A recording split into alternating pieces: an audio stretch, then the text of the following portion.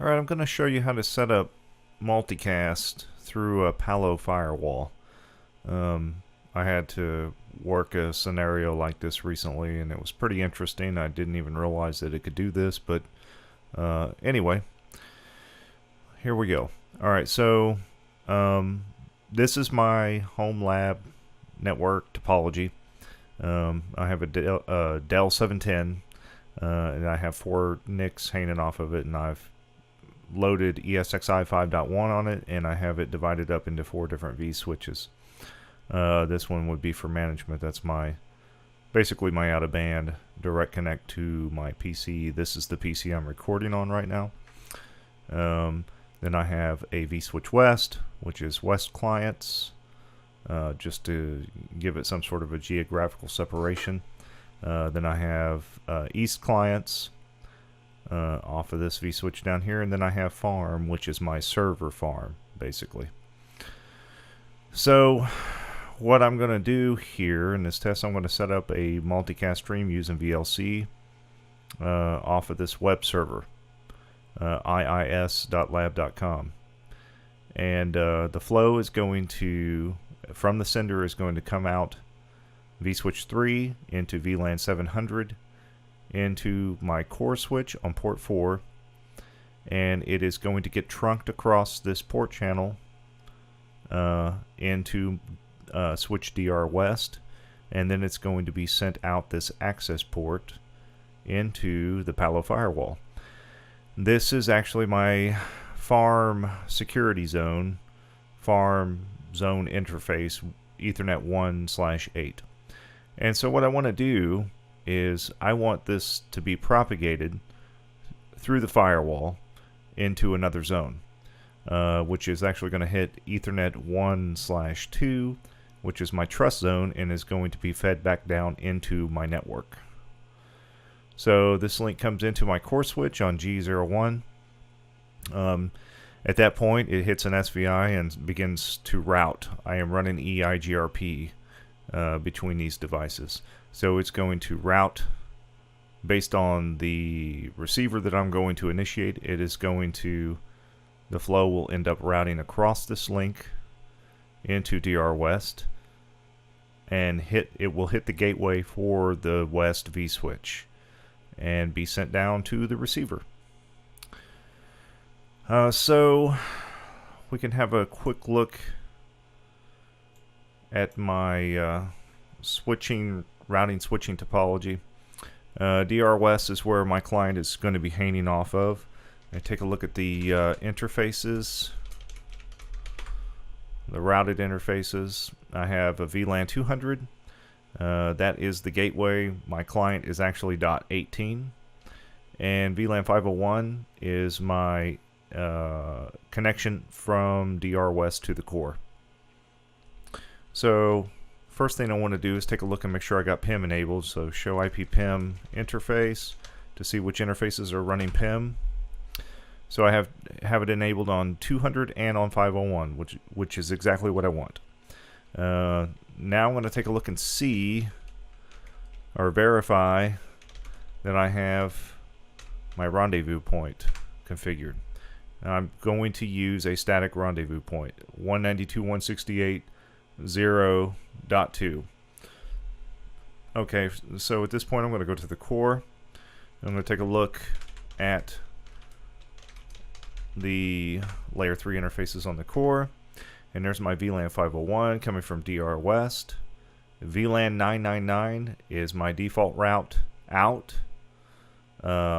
into the trusted interface on the Palo Firewall, and then loopback 0 is my rendezvous point. So if I take a look, show Ipm interface, and I've got VLAN 501, 502, 999, and loopback 0 are enabled for PIM. 502 is my connection to DR East, which I'm not going to use in this test scenario. Alright, so I can take a look also, verify that I have my rendezvous point set as well here, and I do have it pointed at the 0.2 loopback 0 interface. So that's good to go. So I can do a show Ipm Route just to see what I have out there. So I have my auto RP discovery. I have this 239, 255, 255, 250, which is actually being sourced from my client, so I'm not really sure what that is, but anyway, it doesn't matter. So I can go ahead and bring up my West client, and I will go ahead and try to join that multicast stream. And I should have it already in there. Yep, 239.0.1.1 over UDP port 5004. So I'm going to play that, and you can see that it is actively trying to connect, but it's not going to connect. Also, just to make a note of this, my web server is already broadcasting a stream. So it's sending, the receiver is trying to receive, but nothing is happening. And that is because the Palo is blocking the traffic. If I take a look at my en route table again, I have a star comma G for 239.0.1.1. My rendezvous point is set properly, 192.168.0.2, and reverse path forwarder is all zeros because this is the rendezvous point. So if I go to DR West and do the same thing,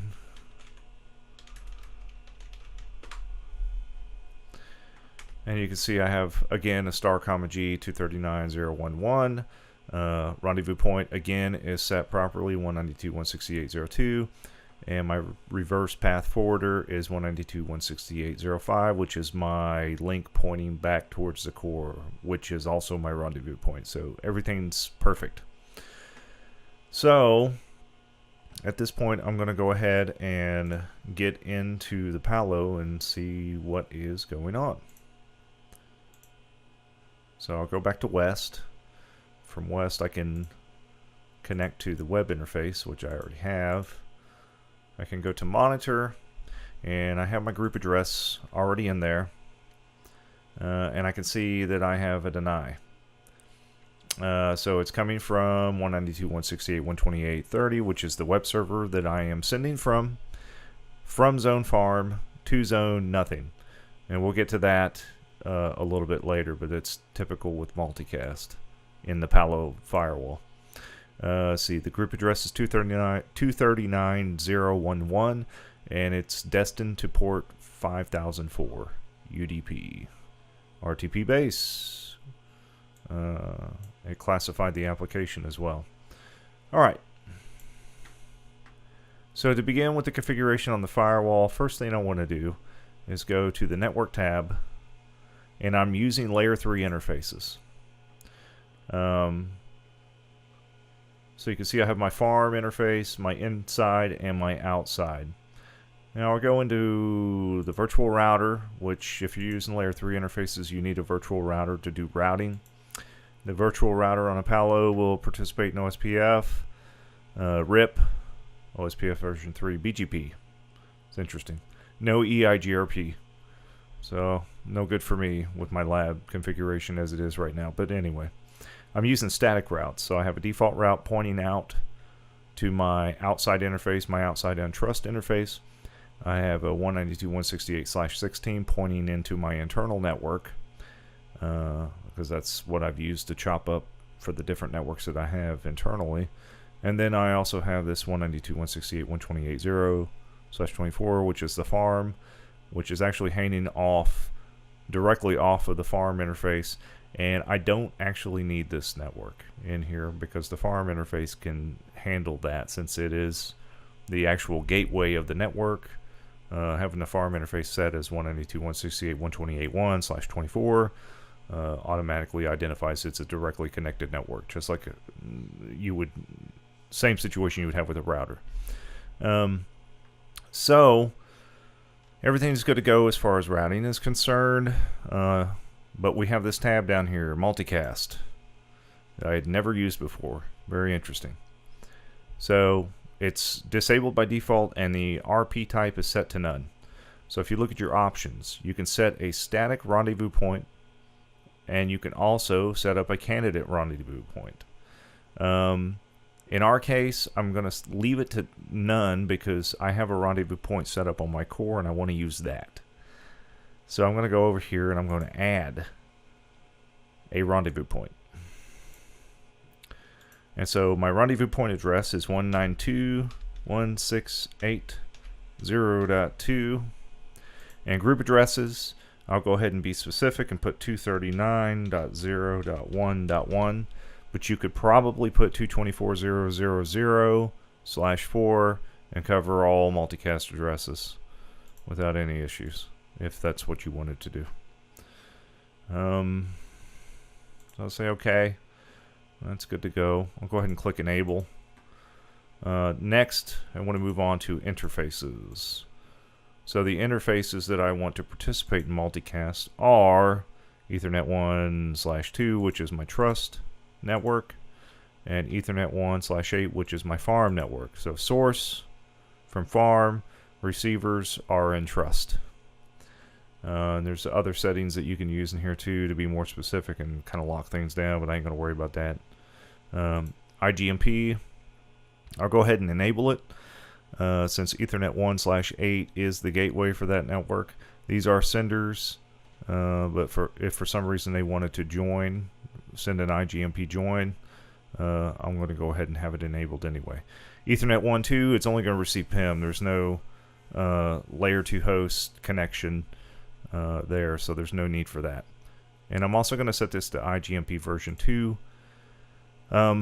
You'll know if you're using version 3 because you have to set the source, because it's used specifically for source-specific multicast. I know I'm not setting the source, so I'm not going to use IGMP version 3, but it might be backwards compatible. I'm not sure. Next, I'm going to go to PIM and make sure that it's enabled. And these settings are fine. There's nothing else I need to add in here. I could allow certain PIM neighbors if I wanted to, but I ain't going to worry about that. So that's all good. And give it a name. I'm just going to say MCAS interfaces. All right, good. Say OK. So virtual router is configured. Now I need to create a policy. So here's my deny rule. I set an explicit deny so that I could log the traffic without having to do any overrides. So these two default rules, the intrazone, which allows all by default actually, and then the interzone, they don't log. You have to override them and go in and turn logging on. So I like to just set my own explicit deny above the implicit deny of the interzone default. So I'm going to add a rule in here, and I'm going to call this MCAST. I'm going to set the source zone is going to be any zones that I want to participate in multicast. So I want my inside zone, and I want my farm zone. And in this case, I'm going to get more specific, and I'm going to say, well, my source, I know what my source is. It is 192.168.128.30. So I'm going to go ahead and put that in there as well. No user ID. Destination zone, this is where it's different. Where I showed you it does not show a zone, you actually set it with the drop down menu, and you set multicast. And you can set your multicast group address as well, 239.0.1.1, which is the multicast group address that I'm using. I'm going to leave my application set to any, and I'm going to change my service port to any as well. And my action is allow. It's going to log at session end, and that is good. So I'm going to say OK for that. Give it a minute. Sometimes these firewalls are super slow at responding, and he just kicked me out. So let's take a look here and see why he just kicked me out. I do not know. I'd be curious to see if the rule stayed. So once I get in here and I push this rule out, I'm going to pause the video because these firewalls take a long time to commit. So close that, run out my policies, and it wiped it out. So we're going to put it back in. Alright, let's do this again. Mcast, rule, whatever. Source, again, inside, and farm. 192.168.128.30. Alright, destination, multicast, 239011. That's good. Make sure you set the port to any. Say OK. We got our rule. Alright, so I'm going to go ahead and commit this. And I will be right back. Okay, so it's about to finish the commit. And we should see the client begin receiving the stream. And there we have it. And that's Steve Stein, excellent guitar teacher, by the way. So we can have a look here and see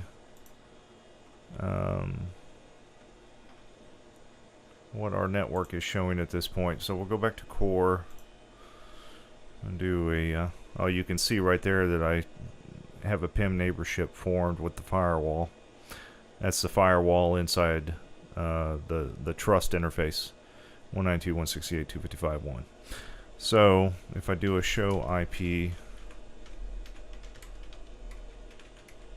Ipm Route, and you'll see I still have that star comma G, but I also have an S comma G. So I have my source now. It's being fed through the firewall. Reverse path forwarder to 192.168.255.1, which is my trust interface on my firewall. So that is how you enable multicast through a Palo firewall. Thank you for watching.